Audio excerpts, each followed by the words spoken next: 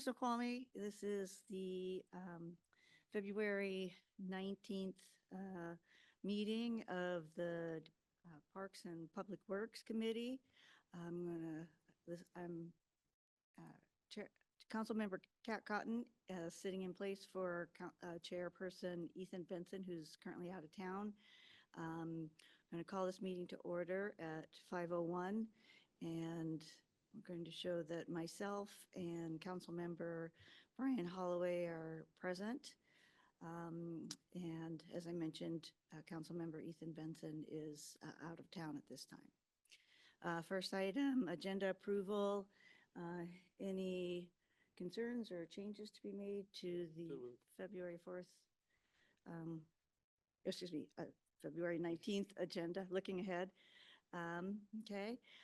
Next is public comments. And is there anyone in chambers that would like to make a public comment? We are only accepting in-person public comments or written comments received at 3 p.m. The day before our meeting. Online public comments will not be taken. So we will currently close public comments as there was no one here to take us up on that offer. Just of note, I don't think there's anybody on Zoom outside of this room. I think so too.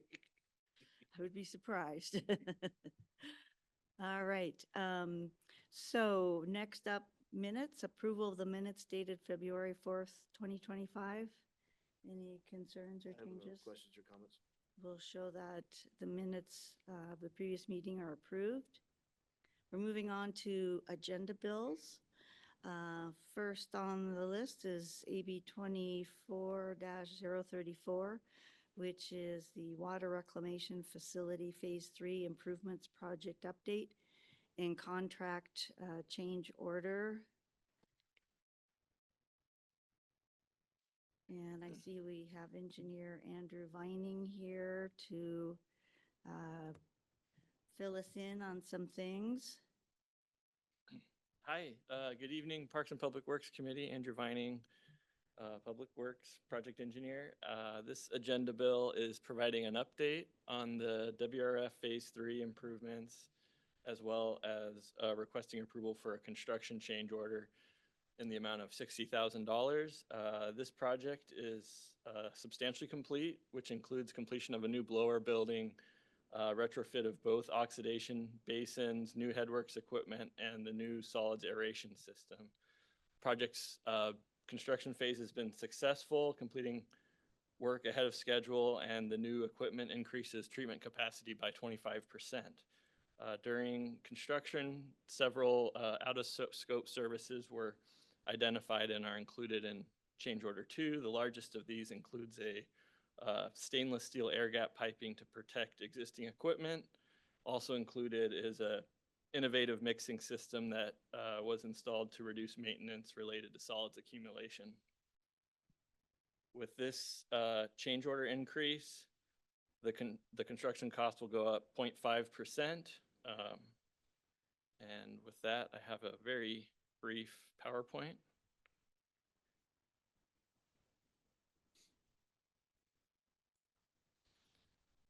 Just a recap on the schedule. Construction began fall 2023, and we started the process up approximately 6 months ahead of schedule, summer 2024. We've been completing the solids handling facility and the second basin since then, and that was completed most recently, winter 2025. The only remaining portion under this project is at the Kimball Creek lift station at the base of the parkway, and that will begin in late spring. So here's the new improvements at the WRF. We've got the new Basin 1 online. Basin 2 that was brought online this summer is adjacent to it, and the new blower building, which is the kind of the new heart and lungs of the plant. With that, I will take any questions. Councilmember Holloway. So talk to me about these new changes. What So- are they? Why are they? Yeah. It'll extend the service life or the performance of what? Why are we doing this? Why? Yeah. So we're doing it to protect, it's necessary to protect existing equipment. It's necessary for the success of the solids handling facility improvements. We had an old aeration system. We put in a new, different jet aeration system that has pumps and blowers connected to it. And during the submittal period, this is beyond design, a higher level of detail review, we identified issues that that there was risk of damaging the existing blowers. So we need to put these air gap pipings into the existing aeration piping system. So in a nutshell, we don't want solid sewage draining back into our existing equipment. And this was necessary. Really, the reason it wasn't identified earlier in the design is that we didn't get into the level of detail associated with operation and maintenance of the equipment that we did during the submittal review under construction. The smaller cost, but the mixing system that I mentioned, I think is a great story to share. We experienced a lot of solids accumulation this summer when we brought the process online in a certain zone. We were looking at different mixing systems.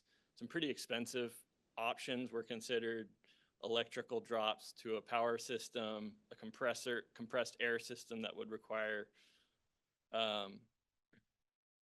a whole new compressed air supply. And the engineer came up with a low pressure mixing system, essentially using a box that flips open periodically to let out a big bubble that mixes the whole basin. Construction, it was, I think, $2,000, which was a really great solution. We've installed it and it's working well. The operators refer to it as King Solomon's chest. It's kind of like the fish tank shell that opens, but it effectively has fixed the solids accumulation in the basin. And I think it's a good story to share on that portion of it. Engineer Vining, in regards to that innovative mixing system, so is this bubble mixer essentially like burping the?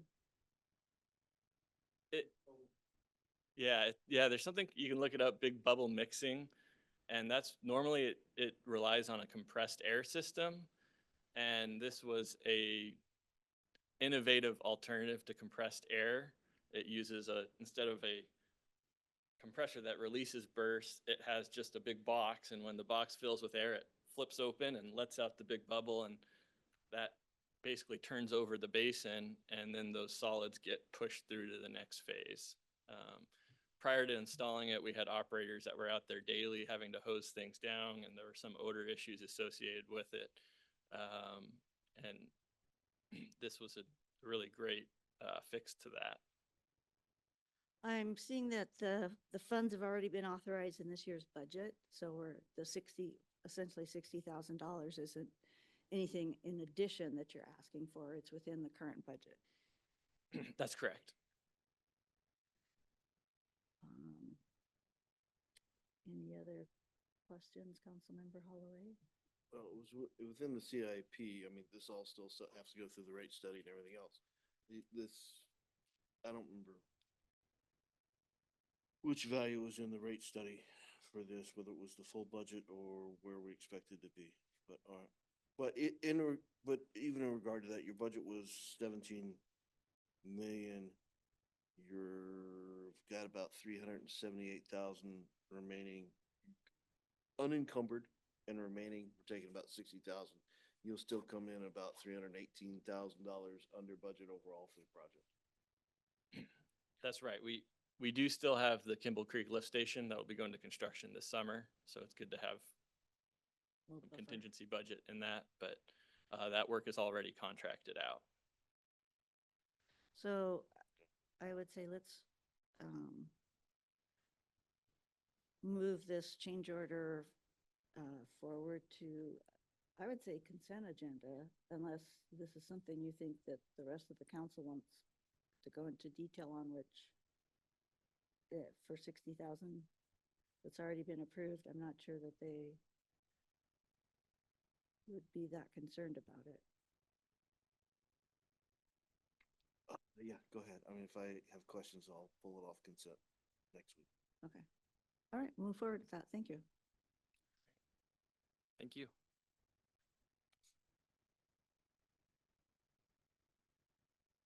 All right, the next up, I see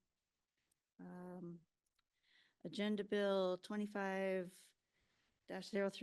Railroad Crossing Improvement Design Engineering Contract, and I'm assuming you're not project engineer Dylan Gamblin, so Director Hamlin's going to present this today. Yeah. Yeah, Dylan's away this week, so I'm filling in for him. So the Railroad Museum, they requested a grant from Washington Department of Transportation to do safety improvements at King Street and at the Parkway. And because it's all within city right of way, they needed the city to sponsor this, this request or this grant application. So we did. We were awarded, I think, about $2 million for this. And this portion, or this, what this agenda bill is the agreement with the Railroad Museum. So we have already signed the LAG agreement, or the local agency agreement with WashDOT. That was approved already. This is for the design portion of it, which is about $64,000 worth. And we're just seeking your approval to move forward on with this agreement with the Railroad Museum. And I see that WashDOT had already, did they release the $80,000 or they No, no. approved that? No, not yet. part That of- has to be obligated, but this is just the agreement with With them. We signed the agreement with Northwest Rail. local agent, yeah, the local agency agreement with WashDOT, but Yeah. we haven't obligated the funds yet. Okay, okay. So again, this is 64,000. And we've already been approved for the over $2 million grant for both projects. Yeah. Okay. Any questions, Councilmember Holloway? No, not this time. Okay. And do you think we should move this forward on the consent agenda or have it a brief Well- presentation at the next council meeting? Well, one, a- this is, All safety. yeah, but we're acting on behalf of the museum. They're actually going to do the contracting and whatnot. The engineering. So we're kind of a pass through the $2 million to them, We're a middleman in this process. the middleman in this Correct. project, so. Unless there's, good cause at this stage to say, hey, look at this, we're a middleman at $60,000 or Yeah, we're $71,000 worth. $71,000. I'm okay with consent. If the administration wants something else, I'm okay with that too. Yeah. but I'm too. I see no reason to draw it out. I'm all happy about the railroad safety crossings. The free money. Okay, great. All right, then, let's see, that'll go forward to consent. We have some discussion items. The utility rate study is coming up next, and I think we're getting some numbers back this week. We are. Oh, excellent. So, following our last committee meeting, where we presented the CIP project information, staff was instructed to move forward with development of that max debt option. Because we hadn't actually done that yet at the last meeting. We just kind of had the basic bones of it kind of assembled, but we hadn't done the actual rate structure. So we were instructed to move forward with that, and then in addition to that, present two other options. And so we got a little clarification on that, and they said, well, what you showed us before, or something very similar. So what we are doing, what this presentation is today, is one, a brief overview of the process, of the rate setting process, and a recap of the activities which we've performed to date. And then we're going to present three different rate structures. One is the ordinance scenario, which is what we had presented when we brought the ordinance forward to council, and we were instructed to take it back to committee. We also have the reduced debt coverage scenario, which is the one where we took we maximized borrowing right to our 1.5 debt coverage ratio. And then there is the max debt option, which we are actually calling the aggressive rate reduction scenario. That's the new rate structure, which it maximizes debt to minimize the rate increase. And so it looks like we got plenty of time, and I have Paul Quinn with FCS here. Paul, I think you are on. Are you ready? Yep. Okay, there you go. And so he's going to present these three scenarios in comparison for us to consider. Okay. Give me one moment here. There we go. All right, thank you, Director Hamlin. So again, my name is Paul Quinn. I'm with FCS. I'm an assistant project manager there and working on the project team. You may be familiar with Sergey Tarasov. He's been speaking primarily with you all over this process. He is in a prior engagement tonight, so I'll be going through the slide deck with you all. As Director Hamlin said, we're going to go through a quick background, how we got to where we are today in terms of the study process. We're going to talk about, the rate setting overview, what kind of steps we take over the study process. We're going to spend most of our time looking at the scenarios, reviewing the changes we've made, comparing them against each other, looking at rate impacts to our different customers, and then welcoming your questions and feedback after those scenarios. So as a quick background in terms of how we got to where we are today, we performed a kind of brief fiscal health review at the end of 2023, just to see how we were doing in terms of our 2024 proposed rates. And we did make some slight modifications to those 24 numbers. Following that fiscal health review, we dove into a more comprehensive rate study starting in 2024.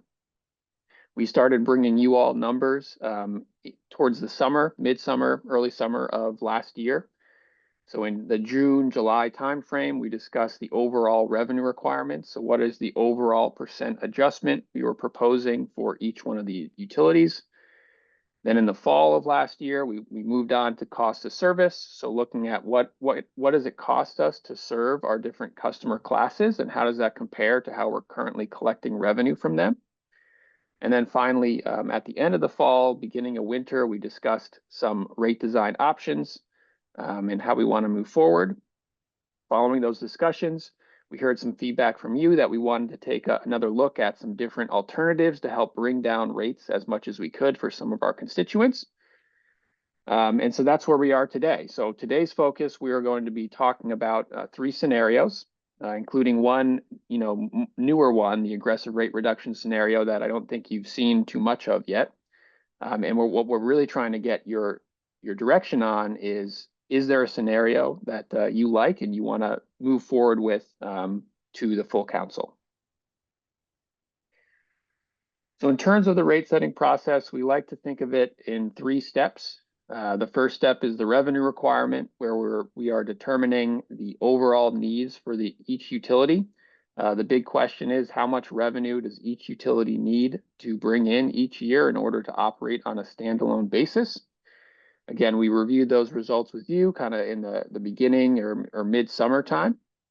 The second step is cost of service, where we take each component of the revenue requirement and we allocate it to our customer classes. That analysis enables us to determine how much does it cost us to serve each type of customer, and we can compare that cost allocation to how we're currently collecting revenue to see if there's any subsidization going on or there's any cost mismatches that we want to address when we get to step 3, which is the rate design. And the rate design takes into account, the outcomes from both step 1 and step 2. And we can also start to implement different policy objectives through the rate design themselves. So before we kind of look at some of the scenarios and numbers, I did want to mention some of the 2 key updates to the analysis that we've made since the beginning of this year. So it wasn't until, I believe, the January 7th meeting where we got some feedback that we wanted to explore some alternative scenarios. Following that meeting, the kind of two items we looked at was the CIP. Are there non-critical or low priority projects included in the near-term CIP that we're okay to defer a couple years to help, take the pressure off in the near term? That did enable us to identify a few projects that we pushed out a year or two in the near term, again, to kind of take the pressure off and give us a little more time to build up our reserves to pay for those projects. And number two, let's look at maximizing debt in order to buy down those near-term increases. In fact, what we talked about is treating the utilities as one entity when calculating our debt coverage. We do have a policy of 1.5 times coverage as a minimum requirement for the utilities. Previously, we were assessing each utility on an individual basis, but the direction we received is let's treat them as one entity, and let's make sure as a combined entity we're meeting that 1.5 times coverage, even if one of the utilities might be falling below that policy target. So with that, we've kind of developed a couple scenarios. The ordinance scenario is the one we discussed kind of last year and the beginning of this year. The reduced coverage scenario came, I believe, after that January 7th meeting. And the aggressive rate reduction scenario is the latest scenario we've created.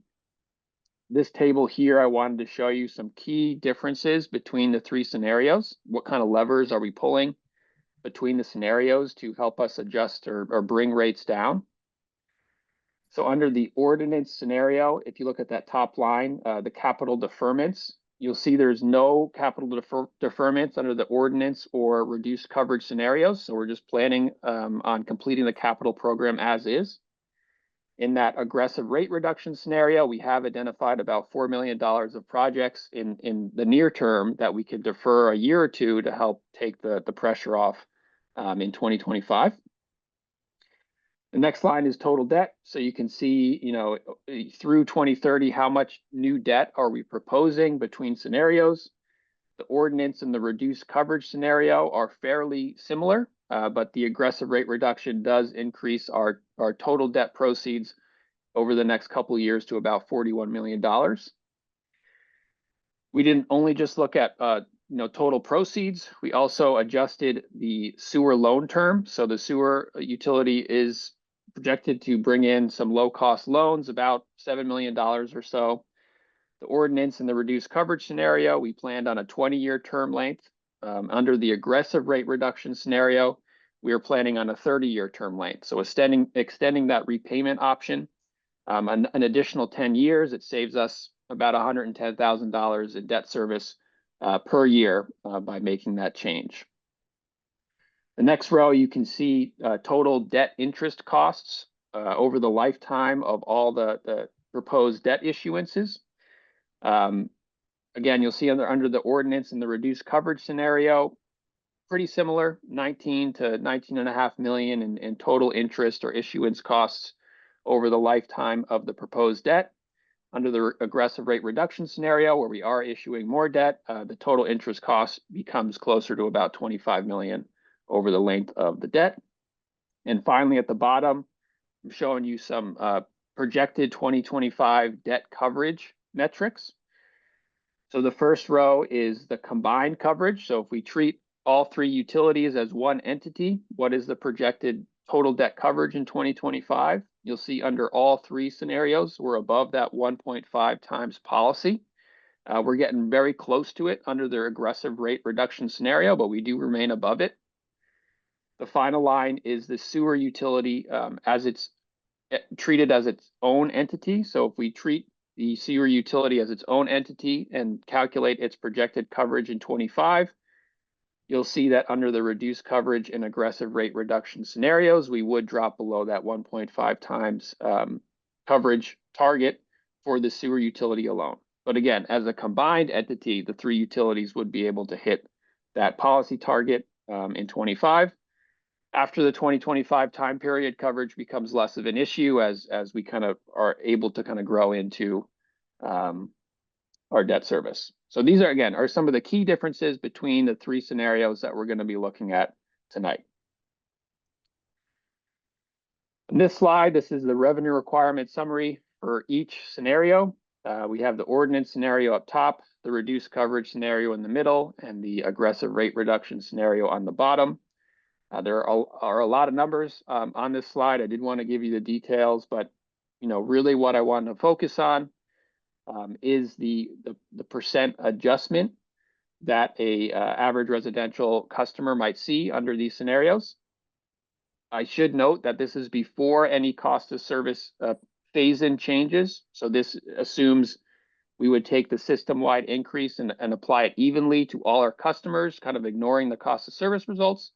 But it ends up being pretty close for the residential customers. But what we're seeing here under the ordinance scenario, the 2025 increase for a typical residential customer would be slightly above double digits, followed by 4 to 6% per year. Under the reduced coverage scenario, where we're increasing debt a little bit in the near term, we're able to buy that to around 10%. And when we look a little further on and implement the proposed cost of service phase-in for that scenario, a typical residential bill would actually fall just below 10%. But finally, the aggressive rate reduction scenario, where we're really maximizing our debt in the near term, we're able to bring down the percentage adjustment for a typical household below double digits. Would be around 7% in 25, followed by more inflationary type of adjustments over the next 5 or 6 years.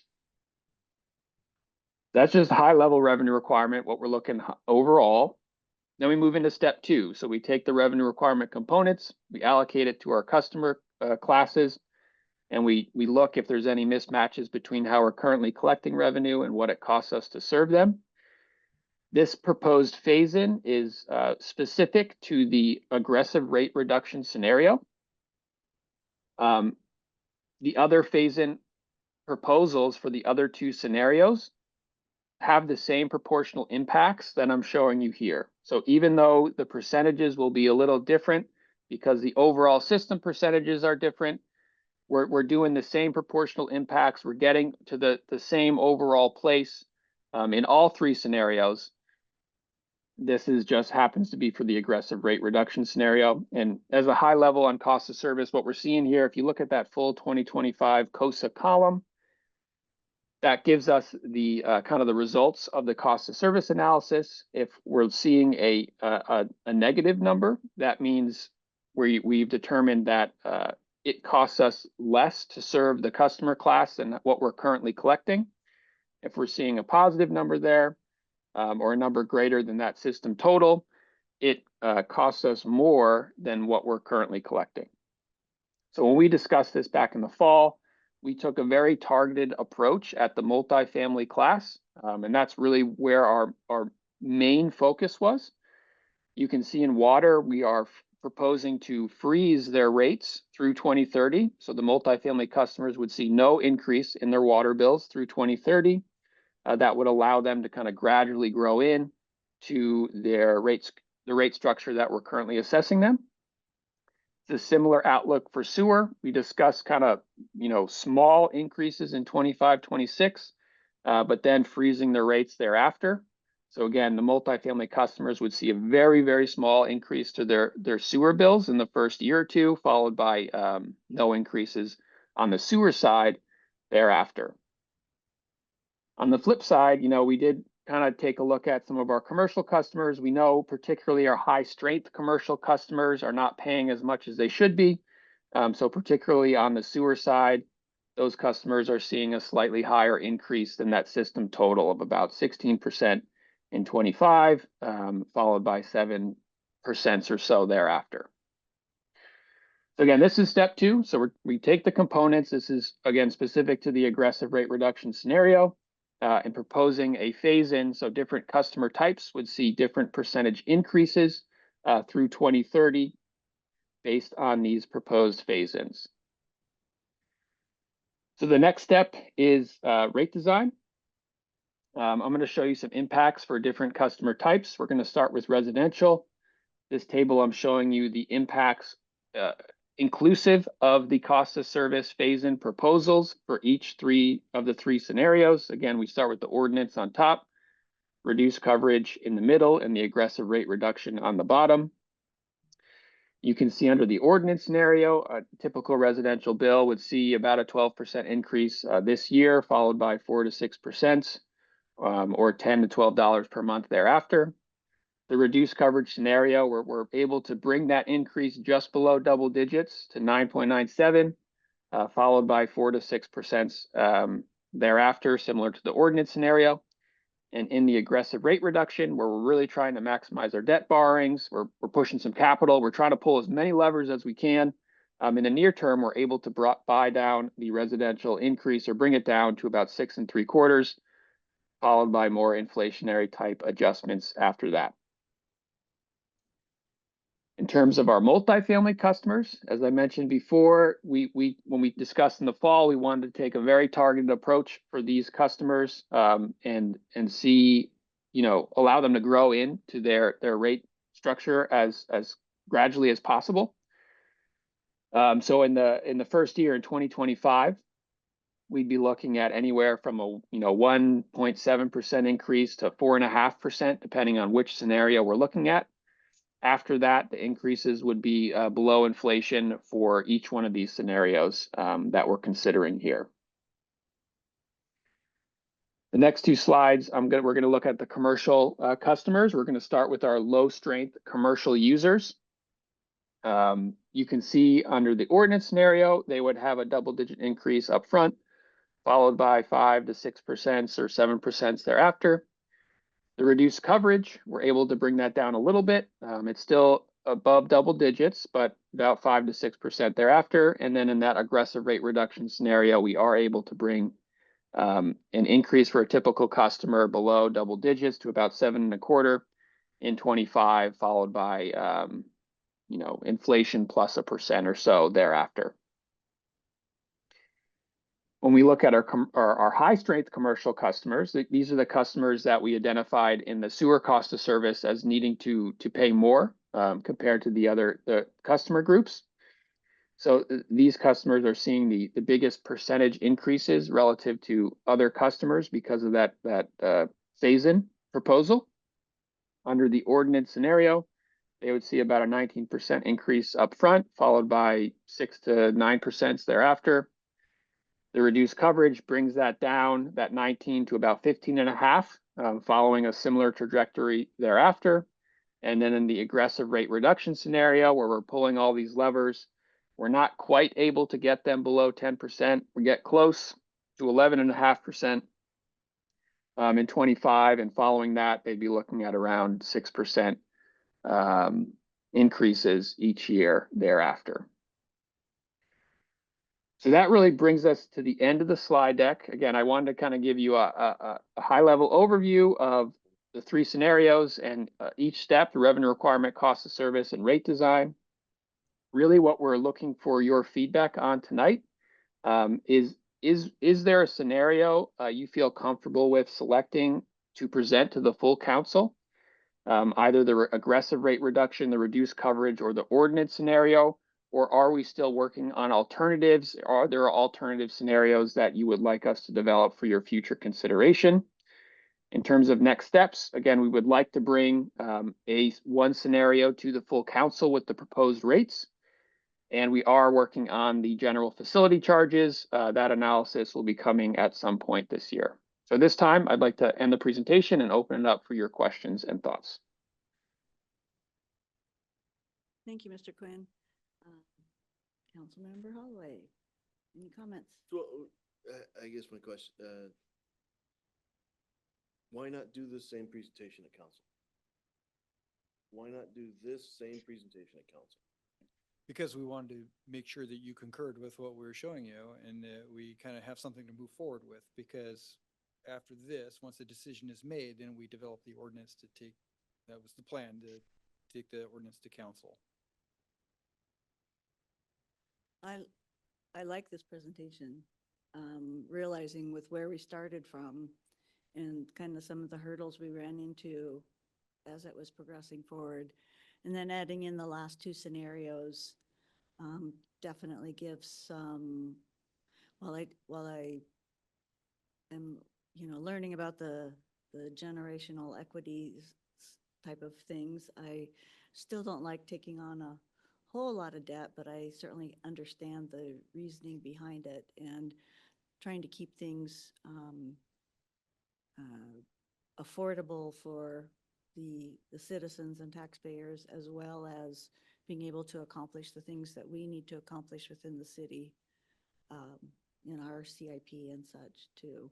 And also with the goal of bringing those customers up with their cost of service that need to be, and, freezing the rates for those that have been overpaying. So I think folks have certainly done a great job with trying to make it equitable for everybody. So if it's possible to take this, Yeah, it was presentation a to slightly council. different question, though. It's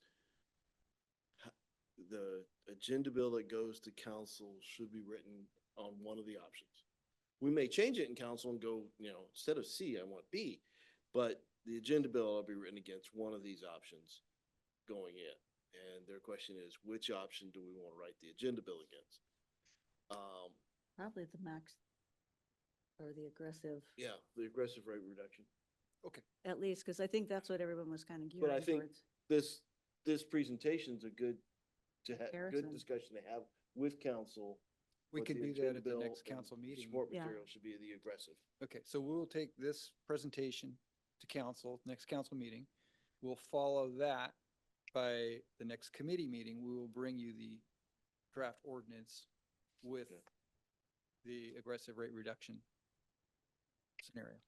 That Yep. sounds great. That works? That- Okay, Do we have good. room on next council's agenda? yeah, we can put it on, yeah, we'll get that on there now. Karen?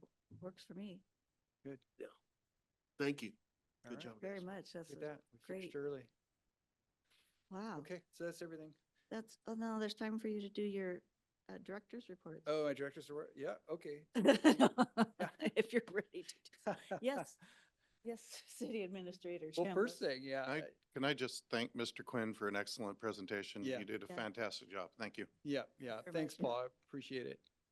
Sure thing. Thank you for your time. Have a good night. All right, good night. So, one, I want to start off by mentioning something that Andrew's too modest to mention. And that, He's blushing. well, we are just reaching substantial completion on phase 3 of the wastewater treatment plant improvements. And through that whole process, we have faced, several challenges, like always. Wastewater treatment facilities, among all things, are got to be the most difficult things to construct. They are very complex, and they sometimes do not react exactly how you anticipate they will, because it's based on, the atmospheric conditions and the constituents in your wastewater, and there's varying factors that are just difficult to gauge. So you kind of plan for that to some degree when you're developing it. But at the end now, we're looking at about, what are we, about 2% in total change orders, 1.5% in change orders. I've never seen that, especially on a water treatment plant. I mean, 5% to 10% is kind of average. 5% is, what you plan for.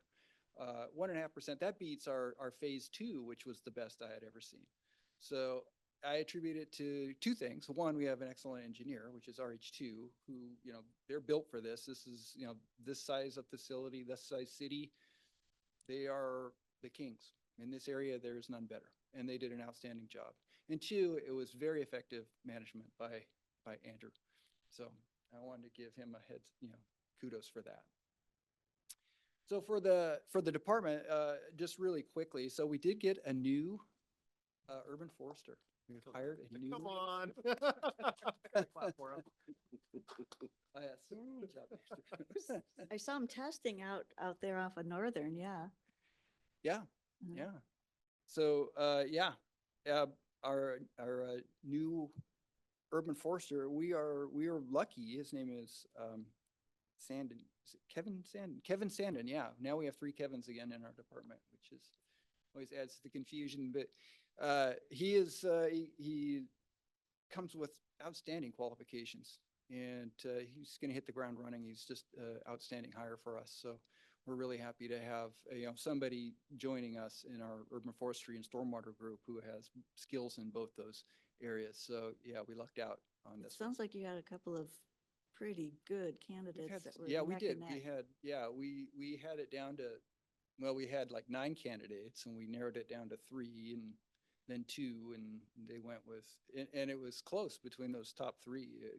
Any one of those would have been terrific. But, these guys, they got their heads together and they decided he was the right person for the job. So we're lucky to have gotten such a good set of applicants and a good new hire. So we're very happy with that. Projects. So we have still, with our big capital projects, we're kind of sitting where we were last time I talked to you. We're still waiting to finish up through 84th, kind of limping through the winter until we get into a little bit warmer weather when we can put the final lift of paving on that road. But when it's done, it'll be beautiful. We just got to suffer with what we got here for the next couple of, 3 weeks, I'd say 3 or 4 weeks before we can get to considering the new pavement on that road. But that'll be done here soon. And a success. I think we'll finish under budget on that one. So that's great news. Of course, phase 3, which just reached substantial completion, and that will be done. We'll have that completely done. We have some checklist or punch list items to work through on that, but we'll have that done here. And I think another month or so, we'll have that completely done. The bridges, Kimball Creek bridges, those are complete. We do have some pavement issues to work on yet around those bridges. That material, when we dug up those bridges, it's like sitting on jello. And so we are seeing a little bit of settlement around those things. And that was just, when you dig up all that material off the goo underneath, it kind of exfoliates, it expands. And when you put it back on and compact it, you get great compaction in the layers that you're building up. But that material underneath is going to settle back down. So we're seeing a little bit of that happening over there. And so we'll do a project later this summer. We'll give it some time. It's kind of like a preload. We'll load it up and let it sit and settle for a little bit, and then we'll do another asphalt just a topper on top of that to make sure that we have a nice smooth transition over that. And so I think that's really the main things I wanted to talk about. Anything else, Andrew? Yeah. What's that? Oh, reclaim. Oh, yes. I'm sorry. Yes, reclaim. Yeah, more good news. So Ecology extended our loan. So what was the original loan was for $6.8 million. Today they awarded us an additional $1.8 million to add to that. So I think we will pretty much cover it. Andrew, why don't you talk about this? You know more about it than I do. But I think we have nearly the entire cost of construction. Yeah, the resolution that you guys approved recently was for 6.8. We weren't expecting any additional funding. We were told that there wasn't any available in the current funding cycle.